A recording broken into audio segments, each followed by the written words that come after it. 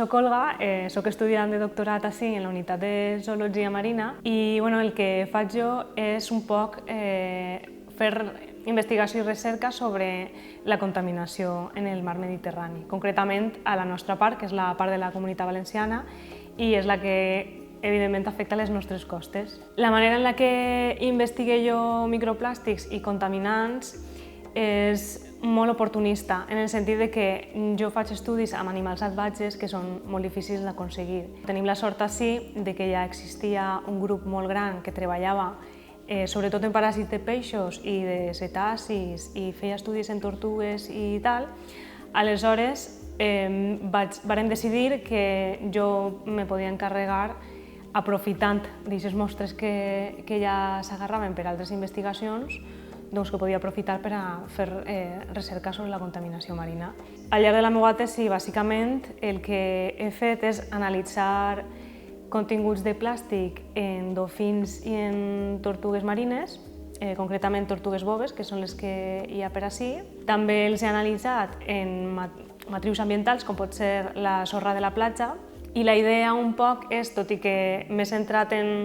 sobretot en les tortugues, és un poc tindre dades sobre també el medi i tindre la big picture, que diuen en anglès, un poc la visió general de com es mouen en l'ecosistema. Perquè al cap i a la fi l'important d'aquests contaminants per tal de saber controlar-los i de poder mitigar-los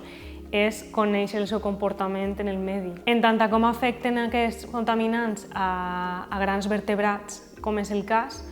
sembla fins ara que a nivell físic, com els microplàstics són tan menudets, no afecten massa als animals, per sort, perquè són tan menuts que passen pel sistema digestiu i deixen igual que han entrat. El problema pot vindre quan alguns contaminants, com els plàstics, en aquest trànsit es desprenen d'unes substàncies químiques que són els seus additius i que aquestes sí que poden provocar efectes adversos en els organismes, inclosos en els éssers humans. Per exemple, hi ha una categoria que són els disruptors endocrins, que el que fan és afectar el sistema hormonal dels organismes. Aquest és el cas dels ftalats, que estan superpresents en els plàstics que toquem en el dia a dia. El problema dels ftalats, per exemple, en espècies que estan en perill d'extinció, en perill crític o que tenen poblacions vulnerables, és que poden provocar que el ràtio de sexes canvie. Aleshores, si per exemple tenim una població on ja hi ha una problemàtica de que hi ha moltes femelles i damunt afegim els disruptors endocrins que poden provocar que hi hagi encara més femelles, podem acabar, en casos extrems, en poblacions només de femelles i aleshores la població col·lapsa perquè no es pot reproduir. La idea al final és aportar coneixement per a poder frenar aquesta problemàtica, poder solucionar-la d'alguna manera i sobretot aportar informació a tant administracions com a empreses com al gran públic per a que s'actue, perquè l'important al final de la ciència en moltes ocasions, o almenys en la ciència ambiental, com és el cas, és protegir el planeta. Considero que és vital comunicar aquesta informació al gran públic. La divulgació científica és una ferramenta clau en la lluita tant contra el canvi climàtic com en la resta de problemàtiques ambientals,